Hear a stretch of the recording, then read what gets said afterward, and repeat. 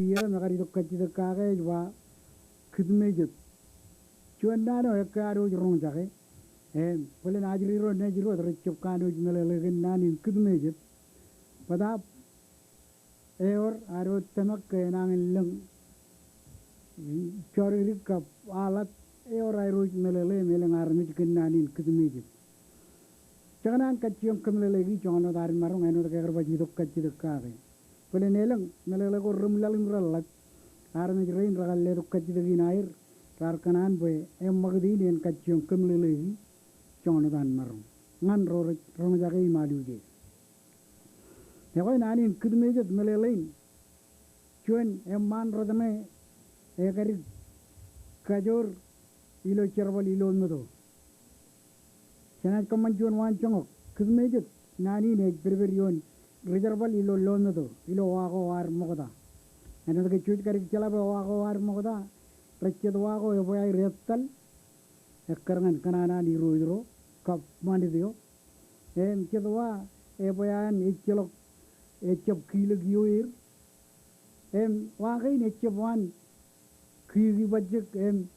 enot majur agwan magdut mijmij karro kajin kinwit kajin wa kajin magdut chop arimi ewa khidmejut chenbat kajong kemlele mong agar koyo limeo wai ne agar cerag jane ron longan begini roal lengan tanningot eno ke wago remur wago war remur recep kanu magat ellat meru kubu buyir rattal to agdal ilo no to ewa lain agar kino enin chen cheblago ilo edon edale melag tolok begini khidmejut dalam jago pujejut keragar jawni nailoan waem agar ute agar kejeje meawle mingu ragar mata kilometer ragar kamagdi agar jab cheni don longan begini roaleng inan elim chen renin wawa di roj edale menen elag jojo ilo rene medale dal eno de eodin pellokan yegi Jangan luar jatuh lok nai loa. Awak kain yang man raden, cepat pilih ke ngetu ini mau ni tak kau celau tu ke lewi menen pe, nemen khidmejut bukjut ni pen erik kilo. Awak kain yang man raden rajana itu ni khidmejut. Kajor nilo cerbal kau miripin kilo metu. Aga percuan konaron jet perilo cerbalem, aga percerag Human iyo ilojut echelo kakiji ego khidmejut nanin khidmejut ejmatan nango meraur ilo cheragur ilo wago war mogda irojro ngai rechogale dana mamanin wago wair rechogale chilugai nemman maman chiluyo ibnet maman peleot chiluat kai nemmane mere mijmij karro yon wain Armit raus ranarong kakije empabu alamarain rajani kenega bunim mijin nogro yon wain every lubrin payir laderain lemilo chepoyen lemilo limen lagdu meje tenjen kap lem ilo iyeven payalanga lemilo iyeven echem mijimij karro milale ubunglagun kedu chadagunno kajorin aydo aydak ewe ejorren Wayan, emeron peru.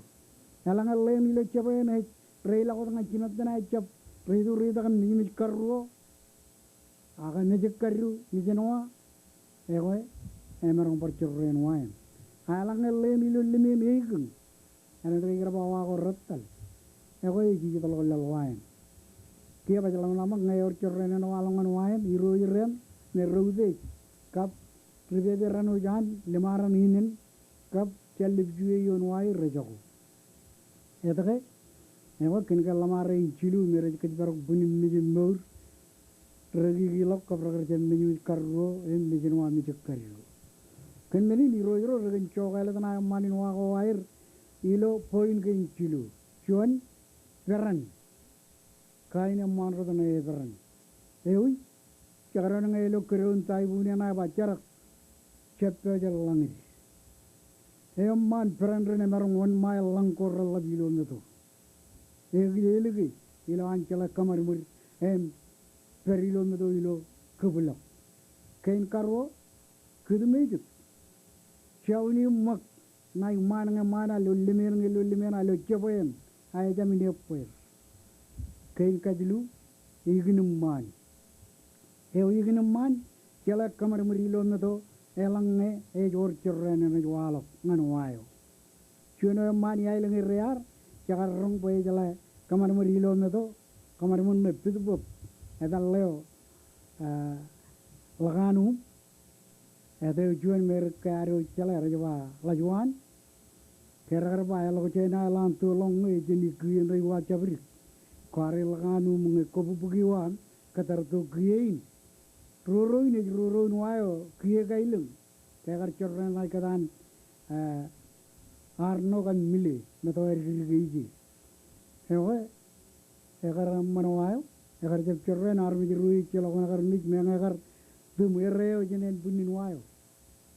Aga ekjeni kiye ketar tu. Ignum mamanin tar lojit. Ewe cuanya nan kain cilu, peran. Kudumejit ka bigin man, evinche kada chodini. Emmalin one iroj. Iroj road chop kailil maman one. Elang wajba. Tar tirezina ni rojre, ewa koberan ke. Ewa nan peran, kolo kariun taibunem, beren bemla mujkoba, jarak. Aga arme jre kimogo moir yenim kiboji boy pulagunni. Ako ba cara. Peran. Ewa rain, point ko rawr nganchuan richer gani roj railo medo. Kidmejit ngada rar tabuki naijan chani a lakkadalok layo enijan. Kinga manin tar medo. Ewen polin bin brain din kijuj raini chen kidmejit. Achen igni mana chen peran. Chen ni jakta. Ngan lalinar. Chen onman chonadar marong. Engane nano kari dukka chidka